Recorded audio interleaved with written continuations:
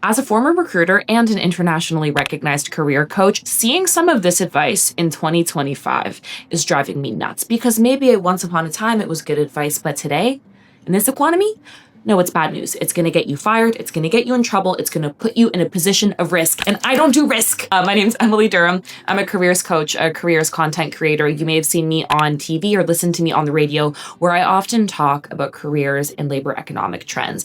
Now, before we dive on into this quick little video, I do need to apologize for the setting. It's a hot mess behind me. I moved apartments about 3 weeks ago. Things are slowly coming together. We're not all the way together yet. So bear with me. I can't wait to get my filming studio set up behind me. It's gonna be so cute, but for now, we're on the floor. The first thing I take issue with is big boundaries. And before you go, oh, she's like pro work culture. No. You must be new here.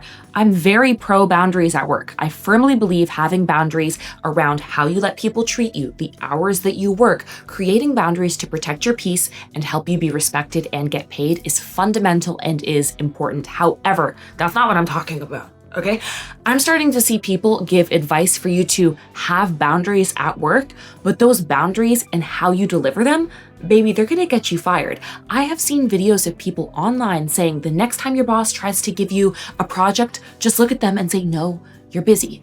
Right at 5 o'clock every single day, close your laptop, leave. You don't have to give a shit, like just get out. Basically be hard, brash, stick to your guns, stick to your rules, and just say no. If we could do that and not get fired, I need you to know I would be right there beside you. But that's not the reality that we live in. So going back to that example of your boss giving you a project when you're already very busy, the wrong thing to do is to just say no. But the right thing to do is say, hey, my capacity is really at its limit. I don't know if I'm able to take this on. What can we do? You're actually doing the same thing, but because you're being politically correct and posing it as a question, you're not going to get fired.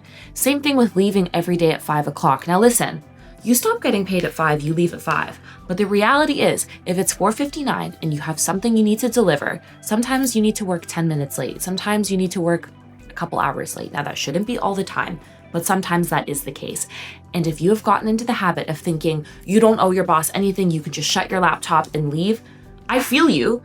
Really, we shouldn't owe these people anything. Really, we should leave the second we get paid. It's not what you're doing, it's how you're doing it. And to me, when I say this, I am not saying you shouldn't have boundaries. You should have boundaries. But you need to make sure how you communicate those boundaries doesn't off-put the people who control your income.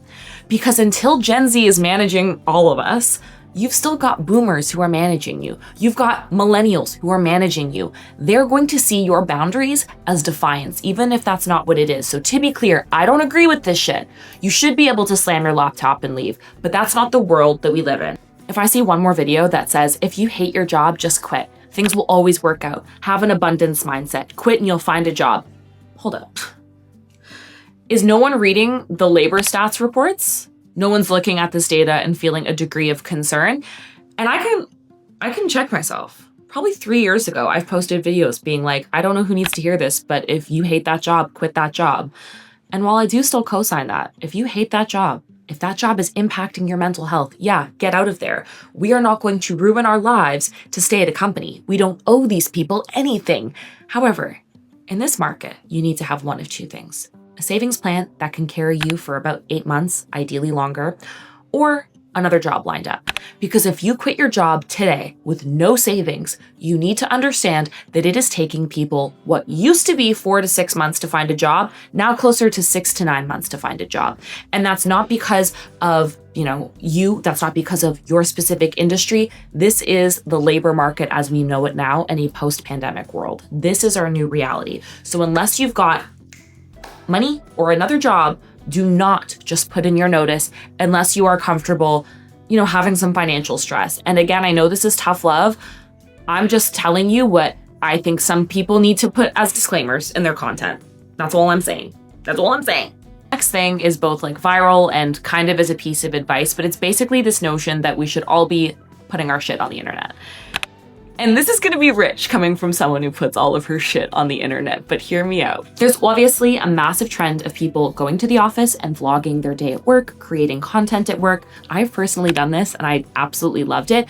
But what we're starting to see, and what I think we'll continue to see, is companies pushing back on people making in-office content. Not all the time, but sometimes. For example, if you work at a more traditional organization like a bank or potentially a consulting firm, and you're caught filming in the office, maybe you accidentally get another employee in there, maybe you accidentally get some text that's on someone's laptop screen in the background of your video, they can actually fire you. The other thing is when you start to associate your brand online with the company that you work at. So for example, let's say you post that you work at this company, or it's public knowledge, even just on LinkedIn, that you work at a company, and then you go on the internet and post whatever. It doesn't even have to be anything crazy. I've seen people get fired for like next to nothing. But let's say you go on like a hot take about Love Island and you cuss and your employer finds it, literally they will fire you.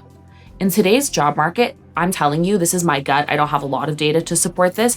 It feels like employers are looking for any excuse to fire people to keep attrition where they want it to be, so that they don't have to fire people for or without cause and pay them severance. Instead, they're looking for reasons to have cause, not operating with empathy, and just getting rid of people to help them mitigate costs. And social media, in my opinion, is the current and the new way they're going to do this and control people. It's all about control. And you will be shocked at how much you see if you look up on TikTok, getting fired because I posted a video, getting fired because I did this. That happens. Again, I am not saying don't post your stuff online. I posted stuff online. It changed my life.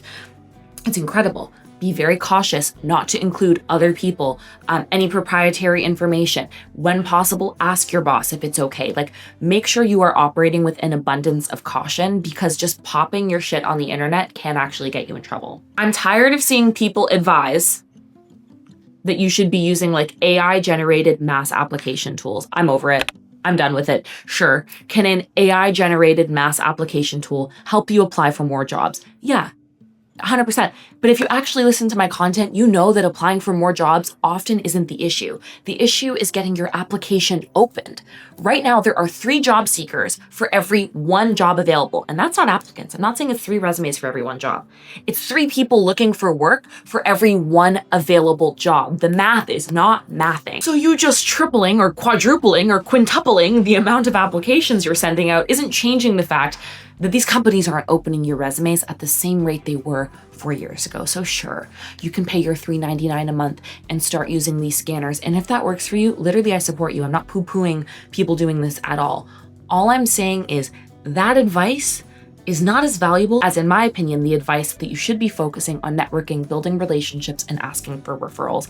I don't think high volume application as a strategy alone is good advice in 2025. Like, I just don't. This last one might get me canceled. It's 2 parts, so I actually think I might piss off 2 people. I've seen some people say don't go to any office socials or any happy hours, you'll get your ass in trouble. I've seen a whole other group of people say go to every single office social and every single office happy hour to make sure you can network. And they're both right and they're both wrong. Having worked in HR, I can tell you with a pretty high degree of certainty that most of the mess that happens at work happens after 5 p.m. It's at the offsite where someone is blackout drunk talking shit about someone and suddenly they're fired for bullying. It's at the team social where this person forgot this person's wallet and now there's a corporate card scam. A lot of risk happens when you go to these socials. I totally hear that. Plus it's draining, it's a time suck. Like, I'm with you. I'm not all about going to those all the time. If you never go, I do agree with the side of the population that says, well, you're missing out on networking opportunities. And like I said, networking is king right now. What I said I think you should be taking in 2025 is a what's in it for me. Every single invite you get for a work social, if it's not mandatory, ask yourself, what's in it for me?